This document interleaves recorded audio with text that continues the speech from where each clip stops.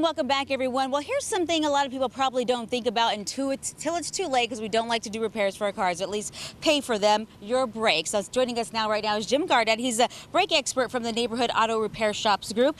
So this time of year, is there anything specific you should be worrying about as far as your brakes? Well, anytime you need to be concerned about your brakes, but one of the things that's really most important is the fact this is like a worn out brake pad. You can see how it's very thin. New, they're nice and thick. But you as the driver, when you're behind the wheel, you can't notice the difference in that wear. So you really need to have the wheels taken off and inspected.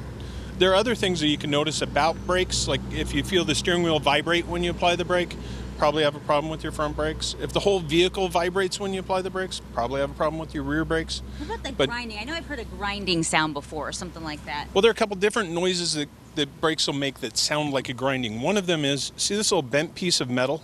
When this pad gets real thin like this one, that metal will ride against the rotor and make a horrendous screeching noise when you apply the brake. It's telling you have done worn out these brakes and all the life is gone.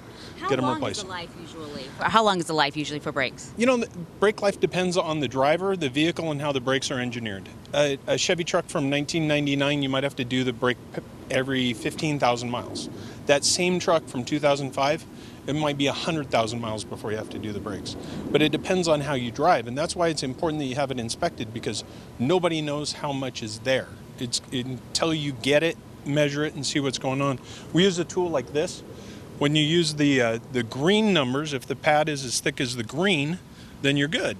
Yellow, we want to start paying attention. And red means, hey, time to replace those. Really low right okay? there, the red. I can see how low yeah. I think I might have let my brakes go that low a couple times. So if you go, a lot of people, they don't know the questions to ask. You go into a mechanic shop, you know, a lot of people get leery sometimes. What should they ask? What's the right question they should always start with? Well, this month is Brake Safety Awareness Month. So if you go into one of your NARPRO shops, you just ask for a free brake inspection, and they'll take the brakes apart and tell you exactly what's going on.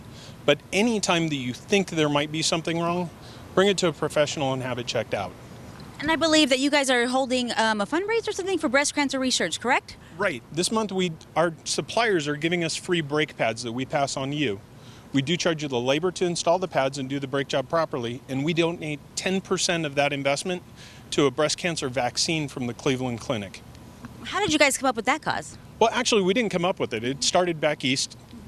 Couple ladies got together and put it together, and now across the United States there are independent shops that do the Brakes for Breast campaign, and you get free brake pads and they get more money for research. It doesn't go to marketing or management or anything other than research. It goes straight to them. And I have one last question, if you can answer it quickly. The heat, does that add to it? 'Cause, you know, here it gets so hot, like on the, you know, you're traveling, you can feel it raising from the ground. Yeah, it's hot right now. Yeah. Brakes, what they do when you're stopping is they create heat. It takes all your momentum and transfers it into heat. That's what the rotor and the pad does. Now, when it gets hotter outside, it's harder to dissipate that heat.